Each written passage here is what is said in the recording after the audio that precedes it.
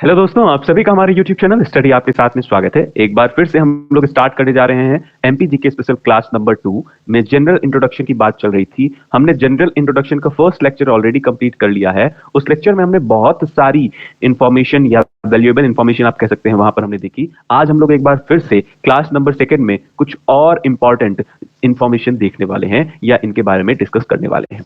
ये पूरी जो सीरीज चल रही है एमपी जीके की, ये डेली बेसिस पर एक सीरीज है जो कि आपको डिफरेंट एग्जाम, चाहे वो एमपीपीएससी हो, अपकमिंग एमपीएसआई हो, एमपी पटवारी, एमपी कांस्टेबल, फॉरेस्ट गार्ड या जितने भी एमपी एग्जाम होते हैं, ऐसे सभी एमपी एग्जाम्स में आपको ये पूरी सीरीज बहुत ज्यादा हेल्पफुल होने वाली है। और अगर आपको इस पूरी वीडियो का पीडीएफ चाहिए तो आप स्टडी आपके साथ नाम के टेलीग्राम ग्रुप से ज्वाइन होकर वहां से आप पीडीएफ को आसानी से डाउनलोड कर सकते हैं, जिसकी लिंक आपको डिस्क्रिप्शन में मिल जाएगी। तो ये पूरी जो सीरीज है, ये पूरी सीरीज एमसीक्यू बेस्ड है और मुझे उम्मीद है कि आपको पसंद आ रही होगी। और अगर आपको ये पसंद आती है तो आप अपने दोस्तों में ज्यादा से ज्यादा शेयर कीजिए। इसके अलावा आप different platform, social media platform जैसे फेसबुक, व्हाट्सएप, इंस्टाग्राम या कहीं भी आप इस पूरी वीडियो को शेयर कर सकते हैं बाय लिंक। और साथ ही साथ हमारे चैनल को सब्सक्राइब कीजिए अगर आपको ये सारा एफर्ट अच्छा लग रहा है या चीजें आपको समझ में आ रही हैं तो। बिल्कुल सिंपल सी बात है, जेन्युइन बात है। चलिए बात करते हैं हम लोग आज के अपने फर्स्ट क्वेश्चन की। हमारा फर्स्ट क्वेश्चन है, what is the time difference between east and west extreme point. जब हम बात करते हैं east and west extreme points के बारे में, तब आपको ध्यान आना चाहिए कि हमारा ईस्टर्न मोस्ट डिस्ट्रिक्ट कौन सा है। तो आपको ध्यान आना चाहिए सिंगरौली हमारा ईस्टर्न मोस्ट डिस्ट्रिक्ट है, जबकि वेस्टर्न मोस्ट डिस्ट्रिक्ट कौन सा है। वेस्टर्न मोस्ट डिस्ट्रिक्ट है हमारा अलीराजपुर। अगर बात करें नॉर्दर्न मोस्ट यानी नॉर्थ में मुरैना और साउथ में आपका बुरहानपुर, तो आपको ध्यान रखना है डिस्ट्रिक्ट। अब प्रश्न कह रहा है टाइम डिफरेंस क्या होगा ईस्ट और वेस्ट एक्सट्रीम पॉइंट, यानी कि ईस्ट में जो आपका एक्सट्रीम पॉइंट है सिंगरौली और अलीराजपुर, इनके बीच का टाइम डिफरेंस कितना होगा। तो आपका सही जवाब है, इसका बिल्कुल सही जवाब है 34 मिनट। ध्यान रखना है, एज इट इज प्रश्न कई बार ये एग्जाम में पूछा जा चुका है कि east to west time difference कितना है, तो आपको ध्यान रखना है कितना है, 34 मिनट्स। 34 मिनट्स, मुझे उम्मीद है कि आपको ये याद रहेगा। 34 मिनट कंफ्यूजिंग ऑप्शन है, लेकिन आपको ध्यान रखना है 34 मिनट्स का, यानी आधे घंटे से 4 मिनट ज्यादा। ठीक है, बात करते हैं हमारे नेक्स्ट क्वेश्चन की। हमारा नेक्स्ट क्वेश्चन है, how many divisions are there in Madhya Pradesh. Madhya Pradesh में टोटल कितने संभाग हैं। मध्य प्रदेश में टोटल कितने संभाग हैं, तो इसका सही जवाब क्या है। तो इसका सही जवाब है 10। ठीक है, आपको ध्यान रखना है हमारे मध्य प्रदेश में टोटल 10 संभाग हैं, या आप कह सकते हैं 10 डिवीजन हैं। वो 10 डिवीजन के नाम भी हम लोग देख लेते हैं यहीं का यहीं। तो फर्स्ट डिवीजन आपको ध्यान रखना है जबलपुर। जबलपुर, एक सेकेंड, जबलपुर, क्योंकि ये सारी चीजें आपको कहां मिल जाएंगी, ये सारी चीजें आपको पीडीएफ में मिल जाएंगी। ठीक है, तो जबलपुर, जबलपुर में टोटल कितनी डिस्ट्रिक्ट हैं, तो ध्यान रखना है टोटल 8 डिस्ट्रिक्ट हैं। इसके अलावा सेकंड आपको ध्यान रखना है, सेकंड इंदौर। इंदौर संभाग के अंतर्गत भी 8 डिस्ट्रिक्ट आती हैं। इसके अलावा थर्ड नंबर आपको ध्यान रखना है उज्जैन, और इसमें टोटल 7 डिस्ट्रिक्ट, 7 जिले शामिल हैं। इसके अलावा बात करते हैं सागर की। ठीक है, तो सागर में टोटल कितने जिले हैं, तो सागर में टोटल 6 जिले हैं। ठीक है, 7 नहीं है, 6 जिले हैं। इसके अलावा फिफ्थ नंबर में सागर के अलावा आपको ध्यान रखना है ग्वालियर, और ग्वालियर में कितने जिले हैं, तो ग्वालियर में 5 जिले हैं। ठीक है, ध्यान रखना है ग्वालियर में कितने जिले हैं, ग्वालियर संभाग में 5 जिले हैं। बात हो रही है संभाग की, इसलिए आपको ध्यान रखना है। ठीक है, 6 नंबर का है हमारा भोपाल। 7th नंबर आपको ध्यान रखना है, टोटल 10 डिवीजन हम लोग एक बार देख लेते हैं। तो भोपाल के अलावा रीवा। 8वें नंबर का हो गया चंबल। 9वें नंबर का हो गया हमारा शहडोल, और 10वें नंबर का हो गया हमारा नर्मदापुरम। अब बात करते हैं भोपाल में टोटल कितने डिस्ट्रिक्ट आते हैं, तो भोपाल के अंतर्गत टोटल 5 डिस्ट्रिक्ट आते हैं। रीवा के अंतर्गत भी 5 डिस्ट्रिक्ट आ रहे हैं आज के टाइम पे, करंट सिनेरियो में, क्योंकि मऊगंज नाम का एक नया जिला इंक्लूड हो गया है रीवा संभाग में। ठीक है, इसके अलावा चंबल संभाग में टोटल 3 जिले आते हैं। शहडोल में भी आपके 3 जिले आते हैं, जबकि नर्मदापुरम में भी 3 जिले आते हैं। अब संभाग से रिलेटेड कुछ इंपॉर्टेंट पॉइंट या फैक्ट क्या पूछा जाता है, आपसे पूछा जाएगा कि एरिया वाइज सबसे बड़ा संभाग कौन सा है। तो ध्यान रखना है एरिया वाइज यानी क्षेत्रफल की दृष्टि से सबसे बड़ा संभाग कौन सा है, जबलपुर, है ना। सबसे बड़ा संभाग कौन सा है, तो जबलपुर। ध्यान रखना है एज इट इज सबसे बड़ा संभाग। ठीक है, एरिया वाइज या क्षेत्रफल की दृष्टि से। अगर पॉपुलेशन वाइज देखा जाए तो पॉपुलेशन वाइज यानी जनसंख्या के आधार पर सबसे बड़ा संभाग कौन सा है, तो ध्यान रखना है इंदौर। ठीक है, तो सबसे बड़ा संभाग कौन सा है? इंदौर पॉपुलेशन वाइज, जबकि जबलपुर एरिया वाइज। अब आप कहेंगे कि एरिया वाइज सबसे छोटा संभाग कौन सा है, तो एरिया वाइज सबसे छोटा संभाग है आपका शहडोल। ध्यान रखना है, एरिया वाइज सबसे छोटा संभाग कौन सा है? शहडोल। एरिया वाइज यानी क्षेत्रफल की दृष्टि से स्मॉलेस्ट या सबसे छोटा संभाग कौन सा है? शहडोल। इसके अलावा नर्मदापुरम ये पॉपुलेशन वाइज सबसे छोटा है, ध्यान रखना है, ठीक है। मुझे उम्मीद है कि आपको सारी चीजें समझ में आई होंगी और आप इन सारी चीजों को नोट डाउन भी जरूर कीजिए। अगर आपके पास एक प्रॉपर सोर्स मटेरियल नहीं है कहीं से पढ़ने का, तो आप सारी चीजें नोट डाउन करिए, क्योंकि यहाँ पर जितने क्वेश्चन डिस्कस किए जाएंगे वो सारे एग्जाम पर्सपेक्टिव से बहुत इंपॉर्टेंट है। साथ ही साथ क्वेश्चंस के अलावा ये जो सारे स्टैटिक फैक्ट्स मैं आपको बताता हूँ, ये भी अपने आप में बहुत इंपॉर्टेंट है, आपको ये बात ध्यान रखनी है, ठीक है। तो आपको ध्यान रखना है रीवा के बारे में, क्योंकि नया जिला इंक्लूड हुआ है। इसके अलावा शहडोल, कई बार ये एग्जाम में पूछा जाता है कि सबसे छोटा संभाग कौन सा है, तो ध्यान रखना है एरिया वाइज स्मॉलेस्ट संभाग कौन सा है? आपका शहडोल है, ठीक है। तो मुझे उम्मीद है कि सारी चीजें आपको याद रहेंगी। टोटल संभाग कितने हैं? 10। ये 10 संभाग के नाम याद होने चाहिए, इस वजह से ये सारी चीजें हमने कवर कर ली। चलिए बात करते हैं नेक्स्ट क्वेश्चन की। नेक्स्ट क्वेश्चन हमारा एज इट इज बहुत इंपॉर्टेंट है, आपको ध्यान रखना है। Which among the following is the false statement related to Madhya Pradesh? निम्नलिखित में से कौन सा कथन मध्य प्रदेश से संबंधित असत्य कथन है? ठीक है। अब ये प्रश्न कहां पूछा गया था? तो ये प्रश्न पूछा गया था रिसेंटली एमपीपीएससी में पूछा गया ये प्रश्न है। बहुत ही लॉजिकल प्रश्न है। अगर आपको डेटा याद नहीं होगा तो आप चीजें आसानी से एलिमिनेट भी नहीं कर पाएंगे, ठीक है। तो हम लोग बात करते हैं फर्स्ट ऑप्शन की तरफ, देखते हैं। MP is the land locked state. First option क्या है हमारा? MP is the land lock का मतलब क्या है कि मध्य प्रदेश जो हमारा है वो लैंड बाउंड्री से चारों तरफ, मध्य प्रदेश के चारों ओर लैंड है या लैंड बाउंड्री से घिरा हुआ है। तो बिल्कुल सही बात है, क्योंकि चारों तरफ मध्य प्रदेश का कोई भी ऐसा क्षेत्र नहीं है जो कि समुद्र से डायरेक्ट अटैच है। इस वजह से हम कह सकते हैं कि मध्य प्रदेश एक लैंड लॉक्ड स्टेट है। बिल्कुल सही कथन है। इसके अलावा सेकंड और थर्ड पर बात करते हैं। सेकंड कह रहा है मॉर्टैलिटी रेट का मतलब क्या? मॉर्टैलिटी रेट या मृत्यु दर जो मध्य प्रदेश की है वो इंडिया से ज्यादा है क्या? तो ये कहा गया है कि मध्य प्रदेश में मृत्यु दर भारत से ऊंचा है। ये कह रहा है कथन कह रहा है कि मध्य प्रदेश का जो मोर्टेलिटी रेट है वो इंडिया से ज्यादा है। अब ये आपको पता कैसे चलेगा कि ज्यादा है कि कम है? जब आपके पास एक पर्टिकुलर आंकड़ा होगा, ठीक है। थर्ड ऑप्शन कहता है birth rate in Madhya Pradesh is lesser than India. In Madhya Pradesh में जो बर्थ रेट है या आप कहें जन्म दर है वह भारत से कम है। यह भी आपको तब पता होगा जब आपके पास एक प्रॉपर आंकड़ा होगा या स्टैटिस्टिक होगा, ठीक है। तो वो स्टैटिस्टिक को हम लोग यहां पर देख लेते हैं। चलिए सबसे पहले बात करते हैं किसकी? तो एक साइड हम लोग लिख लेते हैं बर्थ रेट और यहां पर लिख लेते हैं मध्य प्रदेश और यहां पर लिख लेते हैं इंडिया। यानी इंडिया में क्या आंकड़े हैं बर्थ रेट के, और ना सिर्फ बर्थ रेट और मोर्टेलिटी रेट, इसके अलावा हम लोग मैटरनल मोर्टेलिटी रेट के बारे में भी डिस्कस करेंगे और साथ ही साथ इन्फेंट मोर्टेलिटी रेट के बारे में भी डिस्कस कर लेंगे। तो परेशान नहीं होना है, सारी चीजें आपको समझ में आएंगी, बस बने रहिए। तो सेकंड नंबर हम लोग देखेंगे मॉर्टेलिटी रेट को ही हम लोग क्या बोलते हैं? मृत्यु दर बोलते हैं। इसके अलावा थर्ड नंबर आप डिस्कस कर लेते हैं इन्फेंट मोर्टेलिटी रेट। फिर से ये प्रश्न पूछे जा सकते हैं, ठीक है, फेवरेट क्वेश्चन हो सकता है। इसके अलावा मैटरनल मोर्टेलिटी रेट। अब ये टर्म के बारे में भी थोड़ा सा जान लेते हैं। अगर हम लोग बात करते हैं बर्थ रेट के बारे में, बात कर रहे हैं अगर हम लोग बर्थ रेट के बारे में, तो birth rate, mortality rate, infant mortality rate और मैटरनल मोर्टेलिटी रेट है क्या, है ना? थोड़ा सा इसको डिस्कस कर लेते हैं। बर्थ रेट का मतलब क्या है? बर्थ रेट का मतलब है number of individual born per year पर 1000 इन पॉपुलेशन। यानी कि एक साल में पर्टिकुलर 1000 में से जितने बच्चों का जन्म होता है उसे हम लोग क्या बोल रहे हैं? बर्थ रेट, ठीक है। तो number of individual born per year पर 1000 in population is called birth rate. जबकि बात करें मॉर्टेलिटी रेट या मृत्यु दर क्या है? तो नंबर ऑफ डेथ, ध्यान रखना है, नंबर ऑफ डेथ पर 1000 पॉपुलेशन इन एन ईयर। एक साल में 1000 पॉपुलेशन में जितने लोगों की मृत्यु हो जाती है वो क्या है? हमारा मॉर्टेलिटी रेट। इसके अलावा थर्ड चीज क्या है? थर्ड है इन्फेंट मोर्टेलिटी रेट। ध्यान रखना है, एक साल तक के बच्चों का आंकड़ा लिया जाता है। तो इन्फेंट मोर्टेलिटी रेट क्या हो गया? Number of death of children under 1 year of age per 1000 live birth. ठीक है। इसके अलावा मैटरनल मोर्टेलिटी रेट क्या है?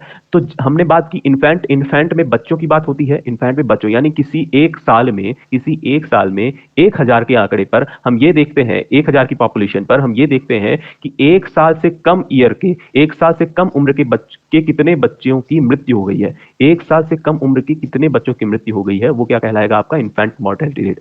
यही मैटरनल मोर्टेलिटी रेट। तो मैटरनल मोर्टेलिटी रेट में क्या होता है? तो यहां पर माओ की मृत्यु जब होती है तो हम लोग क्या बोल सकते हैं? Number of death in mother and infant per thousand live birth. तो हम लोग कह सकते हैं कि जब 1000 पॉपुलेशन में एक साल में जन्म देने के समय जितनी महिलाओं की मृत्यु हो जाती है, उसे हम लोग क्या बोलते हैं? Maternal mortality rate. बिल्कुल सिंपल सा है, आपको ध्यान रखना है। ठीक है, अब बात करते हैं इसके आंकड़ों की। तो इसके आंकड़ों को भी ध्यान से आपको देखना है। बर्थ रेट क्या है? तो बर्थ रेट मध्य प्रदेश का है 24.6, जबकि इंडिया का कितना है? 20। इसके अलावा मोर्टेलिटी रेट क्या है? मोर्टेलिटी रेट है 6.7, जबकि इंडिया का कितना है? तो इंडिया का है 6.2। एज इट इज ध्यान रखना है। इन्फेंट मोर्टेलिटी रेट कितना है? तो इन्फेंट मोर्टेलिटी रेट है 48, जबकि इंडिया का कितना है? तो 32 है। ठीक है, कई बार आप इस आंकड़े को देखेंगे, 2 से 3 बार जब आप लिख लेंगे कॉपी में तो आपको चीजें याद हो जाएंगी। इसके अलावा मैटरनल मोर्टेलिटी रेट क्या है? तो मैटरनल मोर्टेलिटी रेट है 173 और यहां पर इंडिया में कितना है? 113। ठीक है, अगर मैटरनल मोर्टेलिटी रेट में बात किया जाए तो मैटरनल मोर्टेलिटी रेट आसाम में हाईएस्ट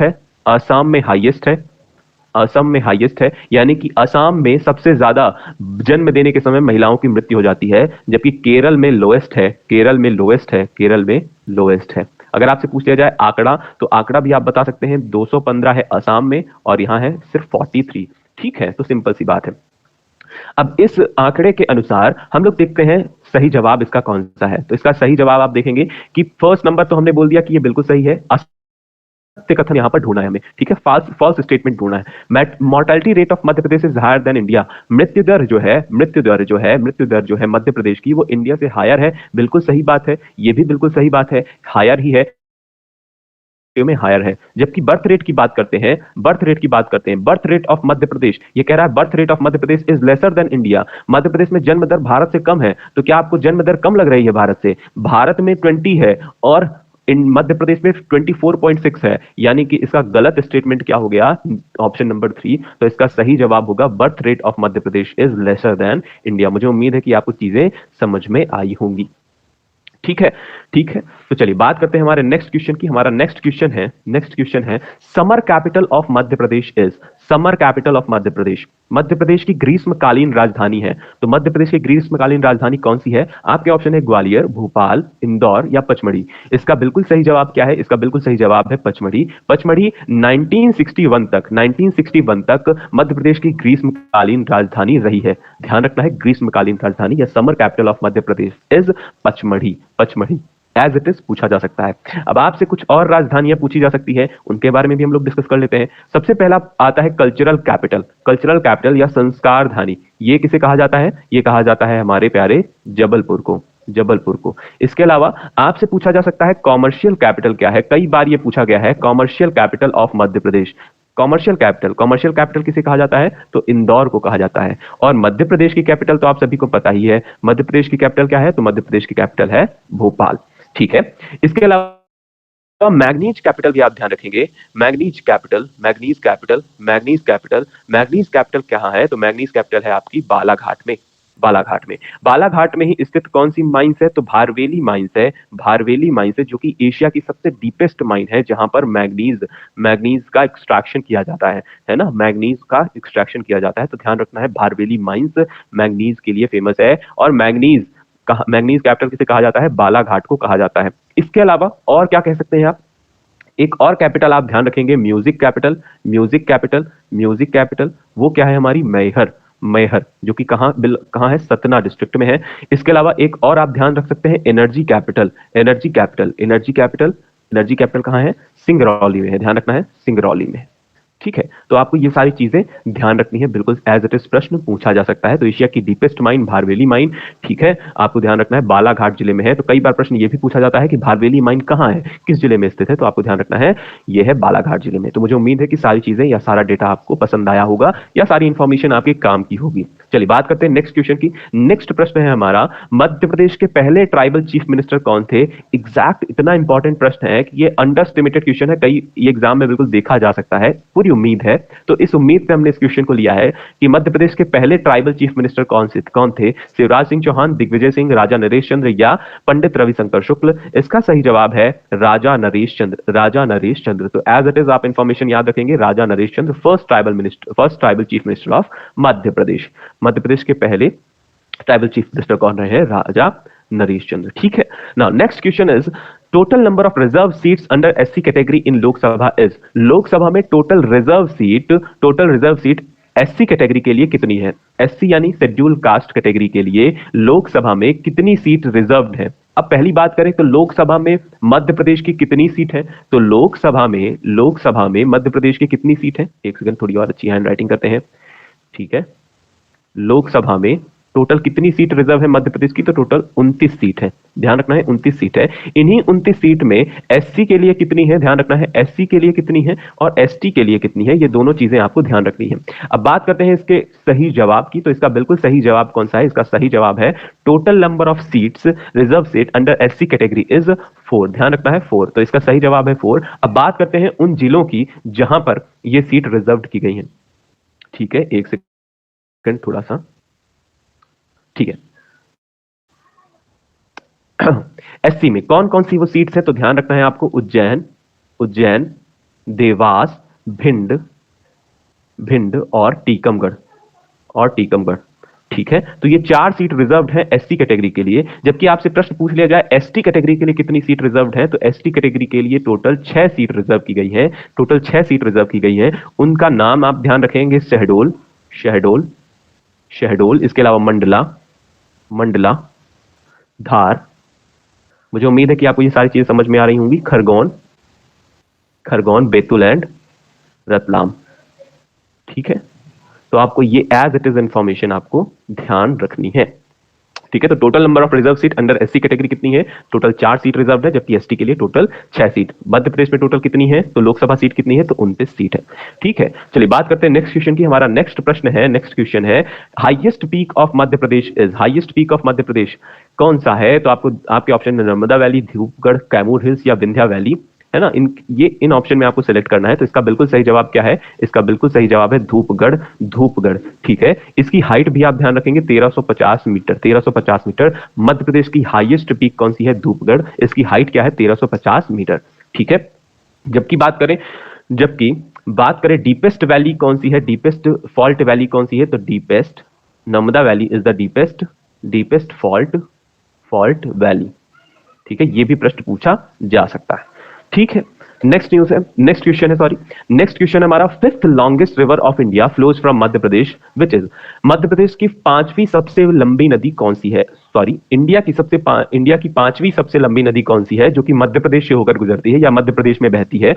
उसका नाम आपको बताना है। आपके ऑप्शन है नर्मदा, चंबल, सोन या बेतवा। आप इसका सही जवाब क्या है? तो इसका सही जवाब है नर्मदा। ध्यान रखना है, Narmada is the 5th longest river of India which flows from Madhya Pradesh. अगर पूछ लिया जाए कि फर्स्ट लॉन्गेस्ट रिवर यानी कि लॉन्गेस्ट रिवर ऑफ इंडिया कौन सी है, तो longest river of India is Ganga. ध्यान रखना है, Ganga river is the longest river of India. इसके अलावा 5th longest river of India is Narmada. इसके अलावा आपसे पूछा जाए कि मध्य प्रदेश की सबसे लंबी नदी कौन सी है, तो एमपी लॉन्गेस्ट रिवर। मध्य प्रदेश की सबसे लंबी रिवर कौन सी है? तो एमपी लॉन्गेस्ट रिवर कौन सी है? वो भी क्या है? नर्मदा। ठीक है, इसके अलावा इसकी लेंथ कई बार एग्जाम में पूछी जाती है, तो इसकी लेंथ ध्यान रखना है 1312 किलोमीटर टोटल इसकी लेंथ है। तो टोटल लेंथ ध्यान रखना है, टोटल लेंथ कितनी है, टोटल लंबाई कितनी है? तो 1312 किलोमीटर। जबकि मध्य प्रदेश में कितनी है? तो मध्य प्रदेश में 1077 किलोमीटर एज इट इज आपको ध्यान रखना है। कई बार ये प्रश्न पूछा गया है, इस वजह से आपको इसकी लेंथ याद रखनी है। नर्मदा का ओरिजिन कहां होता है? तो इसका ओरिजिन होता है अमरकंटक में। ये भी आप ध्यान रख सकते हैं, अमरकंटक। इस पर जो डैम बनाए गए हैं उनमें से प्रमुख डैम कौन सा आपको ध्यान रखना है? बरगी डैम, जो कि कहां स्थित है? बरगी डैम जबलपुर में स्थित है। ठीक है, इसके अलावा इसमें कितने जलप्रपात हैं, है ना, वो भी आप ध्यान रख सकते हैं। तो जलप्रपात की इंफॉर्मेशन आप मुझे बताएं, नर्मदा पर स्थित कितने जलप्रपात हैं, है ना, उनकी इंफॉर्मेशन आप कमेंट सेक्शन में दे सकते हैं। तो जलप्रपात आप कहां से बताएंगे, कहां बताएंगे, कमेंट सेक्शन में बताएंगे। मुझे उम्मीद है कि आपको चीजें समझ में आई होंगी। चलिए बात करते हैं नेक्स्ट न्यूज की, सॉरी नेक्स्ट क्वेश्चन की। नेक्स्ट क्वेश्चन है हमारा, how many world heritage sites are there in Madhya Pradesh. Madhya Pradesh में टोटल कितनी वर्ल्ड हेरिटेज साइट्स हैं, मध्य प्रदेश में टोटल कितनी वर्ल्ड हेरिटेज साइट्स हैं अभी करंटली। करंटली मध्य प्रदेश में टोटल 3 वर्ल्ड हेरिटेज साइट है, ध्यान रखना है 3 वर्ल्ड हेरिटेज साइट है। उनका नाम क्या है, उनका नाम है, तो फर्स्ट आपको ध्यान रखना है खजुराहो, खजुराहो। इसके अलावा सेकंड आपको ध्यान रखना है सांची, बहुत इंपॉर्टेंट है। और थर्ड आपको ध्यान रखना है भीमबेटका। और भीमबेटका पर तो आपको कई बार प्रश्न देखने को मिल जाएगा एमपी के डिफरेंट एग्जाम्स में। इसके अलावा ध्यान ये रखना है कि 2 प्रपोज्ड हैं, अभी 2 प्रपोज्ड हैं वर्ल्ड हेरिटेज साइट के लिए, बिल्कुल इनका प्रोसीजर हो चुका है, ये करंट की न्यूज है लेकिन मैं अभी बता दे रहा हूं। 2 प्रपोज्ड हैं, उनका नाम कौन सा है, तो उनके नाम है, एक है आपकी ओरछा, ओरछा, और एक है मांडू। तो ये 2 साइट्स हैं जो कि रिसेंटली न्यूज में रही हैं और वर्ल्ड हेरिटेज साइट्स में इन्हें शामिल किया जाने वाला है। सारी प्रोसीजर्स फॉर्मेलिटीज कंप्लीट हो चुकी हैं, बस डिक्लेरेशन आप कह सकते हैं कि बाकी है, सिर्फ इतना ही।